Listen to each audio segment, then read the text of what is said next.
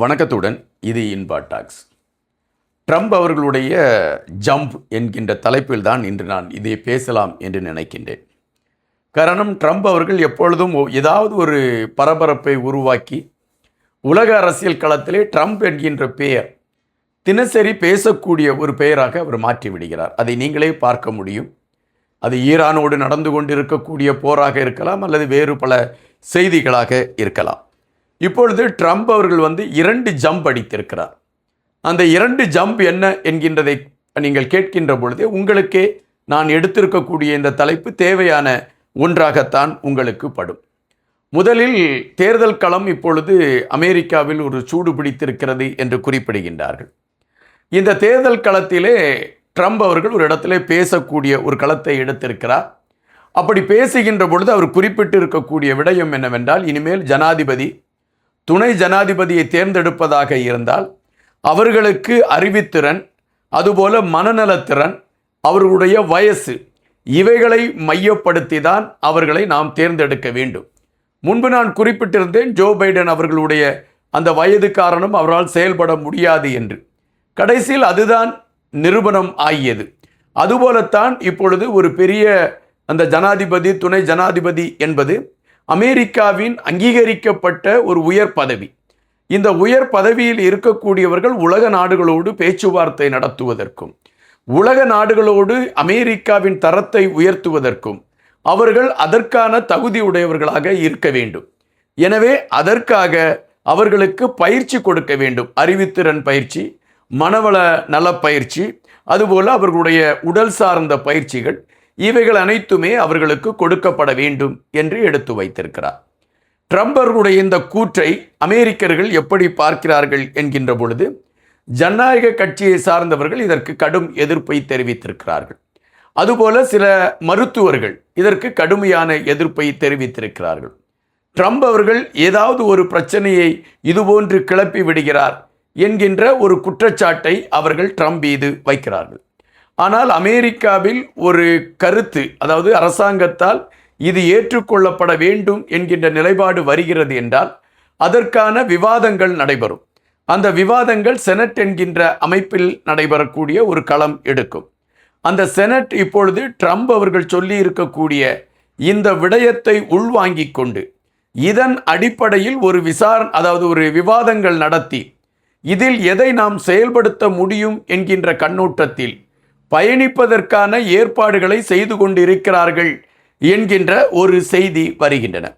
அப்படி என்றால் ட்ரம்ப் அவர்கள் சொல்லி இருக்கக்கூடிய விடயம் கூடிய விரைவில் அமெரிக்காவில் நடைமுறைக்கு வருமா என்ற கேள்வி எழும்புகின்றன. காரணம், அப்படி அது நடைமுறைக்கு வரக்கூடிய அந்த சூழலில் அது பல வயதான தலைவர்கள் செயல்பட முடியாத ஒரு சூழலை அது உருவாக்கிவிடும். அரசியல் சாசனம் அதற்கு அனுமதிக்காது என்கின்ற ஒரு நிலைப்பாடு இருக்கின்றன. இப்பொழுது ட்ரம்ப் அவரே வயது முதிர்ந்தவராகத்தான் இருக்கிறார். ஆனால் அவர் தன்னை ஒரு இளையவராக காட்டிக்கொண்டு மற்றவர்கள் மீது குறை சொல்லக்கூடிய ஒரு களத்தை எடுத்திருக்கிறார் என்ற விமர்சனங்கள் ட்ரம்ப் மீது வைக்கப்படுகின்றது. இந்த விமர்சனங்களை ட்ரம்ப் எப்படி கையாளப் போகிறார் என்பது தெரியாவிடினும் பரபரப்பான செய்திகளில் முதன்மையான தளத்தில் ட்ரம்ப் அவர்கள் இருக்கிறார்கள் என்பதற்கு தினமும் இதுபோன்ற ஏதாவது ஒரு செய்தி பரபரப்பான ஒரு சூழலை நோக்கி நகர்ந்து கொண்டிருக்கின்றது.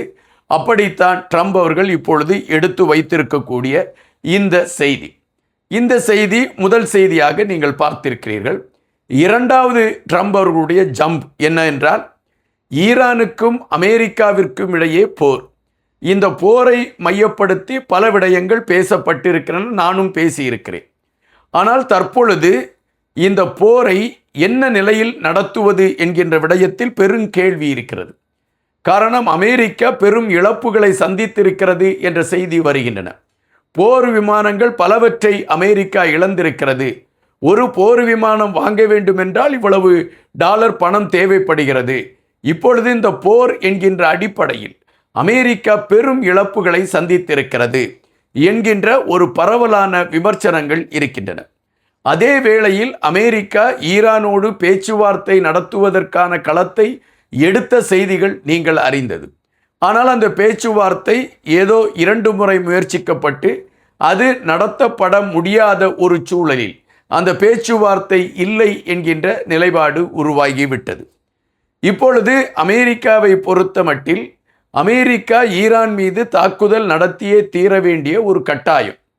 காரணம், உலக நாடுகள், பெருவாரியான நாடுகள் இப்பொழுது அமெரிக்காவை அவர்கள் குற்றம் சொல்ல ஆரம்பித்து விட்டார்கள்.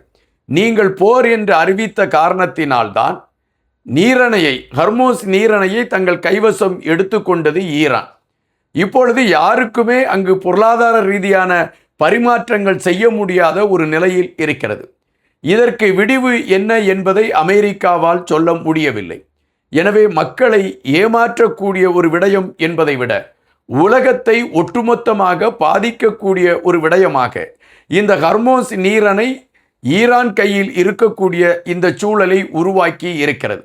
எனவே இதற்கு அமெரிக்கா என்ன செய்ய போகிறது என்ற கேள்வியை பெரும்பாலான நாடுகள் எழுப்பி இருக்கின்றன. எனவே இதற்கு அமெரிக்கா உடனடியாக ஒரு தீர்வை செய்ய வேண்டிய ஒரு கட்டாயம் அமெரிக்காவிற்கு இருக்கிறது. இதனால் தற்பொழுது அமெரிக்கா அதற்கான நகர்வுகளை எடுத்திருக்கிறது என்பதுதான் ட்ரம்புடைய இரண்டாவது ஜம்பாக நாம் பார்க்க முடிகின்றது. அதாவது இப்பொழுது ட்ரம்ப் என்ன குறிப்பிடுகின்றார் என்றால், ஹர்மோஸ் நீரணையை மையப்படுத்தி தாங்கள் இப்பொழுது தாக்குதல் நடத்துவதற்கு களம் அமைத்திருக்கிறோம் என்பதுதான் ட்ரம்ப் அவர்களுடைய தற்பொழுதையுள்ள பேச்சாக இருக்கிறது. இதற்கு முன்பு வரை அணு சார்ந்த விடயங்களை ஈரான் அதை நிறுத்த வேண்டும், அந்த அணு ஆயுதங்கள் தயாரிப்பதை நிறுத்த வேண்டும் என்கின்ற அடிப்படையில் பேசிய ட்ரம்ப் அவர்கள் இப்பொழுது ஹர்மோஸ் நீரணை தான் ஒரு பிரதான களத்தை எடுத்திருக்கிறது என்கின்ற அடிப்படையில் அதற்கான நகர்வுகளை நோக்கி அவர் நகர்ந்திருக்கிறார் என்பதாகத்தான் நாம் பார்க்க முடிகின்றது. எனவே ஈரான் மீது ஒரு கடுமையான தாக்குதலை நடத்துவதற்கு அமெரிக்கா தயாராகி கொண்டு இருக்கிறது என்பதை ட்ரம்ப் அவருடைய இந்த ஜம்பு மூலம் புரிய முடிகின்றது. காரணம், ட்ரம்ப் அவருடைய திட்டமிடுதல் மின்சாரம் சார்ந்த இடங்கள், பாலங்கள் மற்றும் மக்கள் பயன்பாட்டுக்குரிய இடங்கள், இவைகள் அனைத்தையுமே தகர்த்து விட்டால் ஈரான் தங்களிடம் சரணாகதி அடைந்துவிடும், ஹர்மோஸ் நீரணையை மீட்டது போல் ஆகிவிடும் என்று ட்ரம்ப் நினைக்கிறார். ஆனால் ஈரானை பொறுத்தமட்டில் இப்பொழுது கூட அவர்கள் ஒரு அறிவிப்பை வெளியிட்டிருக்கின்றார்கள். இதுவரை அமெரிக்கா சந்திக்காத ஒரு பேரழிவை ஈரானிடம் இருந்து சந்தித்து அவர்கள் பாடத்தை கற்றுக்கொள்வார்கள் என்று ஈரான் அதிரடியாக அறிவித்திருக்கின்றது.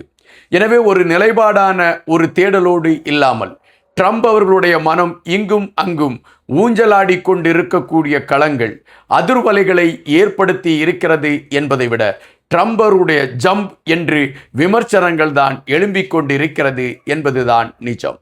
நன்றியுடன் இன்பா.